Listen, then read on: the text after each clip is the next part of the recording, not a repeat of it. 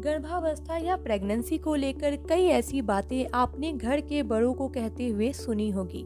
Pregnancy में रात के समय बाहर न निकलने से लेकर किसी पेड़ के नीचे जाने तक, प्रेगनेंसी में बाल न कटवाने से लेकर मेहंदी न लगाने तक, न जाने कितनी ऐसी बातें जिनका जिक्र आपको कई पौराणिक कथाओं या घर के बड़ों से सुनने को मिलता है। मान्यता है कि इन प्रथाओं का पालन गर्भावस्था में करने से माँ और बच्चे दोनों को ही सुरक्षित रखा जा सकता है। ऐसे में प्रथाओं में से एक है गर्भावस्था में नदी के आसपास न जाने की बात। घर के बड़ों के मुख से अक्सर गर्भवती महिला के लिए ऐसा कहते हुए सुना जाता है कि नदी या नाले के पास न जाएं और मुख्य रूप से नदी के भीतर न जाएं। आइए ज्योतिष के अनुसार जानते हैं कि ऐसा आखिरकार क्यों माना जाता है।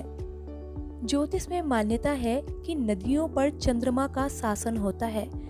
इसे एक स्त्री प्रधान ग्रह के रूप में देखा जाता है।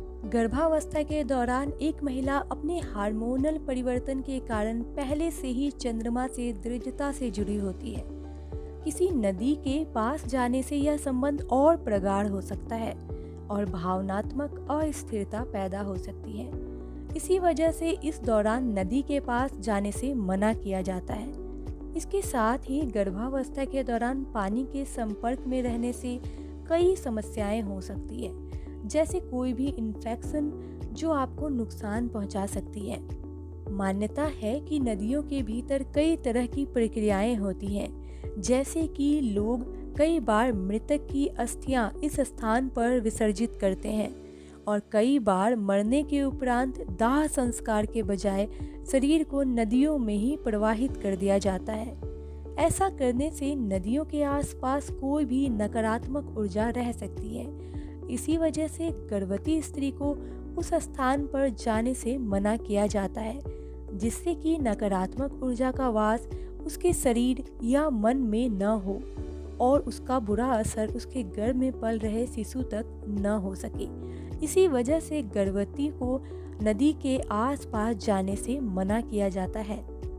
कई बार नदियों के आसपास ही तंत्र मंत्र की साधना की जाती है। इसी वजह से भी नकारात्मक ऊर्जाओं का वास होता है और गर्भवती को मना किया जाता है। नदियाँ बहुत तेजी से बहती है और इसके प्रवाह से आसपास आने वाले लोगों को भी खतरा हो सकता है। इस वजह से भी अगर आप देखें तो गर्भावस्था में ऐसे स्थान पर जाने से आपको बचना चाहिए। नदी के आसपास आपको बहुत ज़्यादा शोर मिलेगा, जो नदियों के पानी का ही होगा।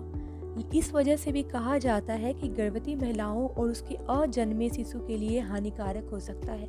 इसलिए ऐसे स्थान से आपको दूरी बना लेना बेहतर होगा।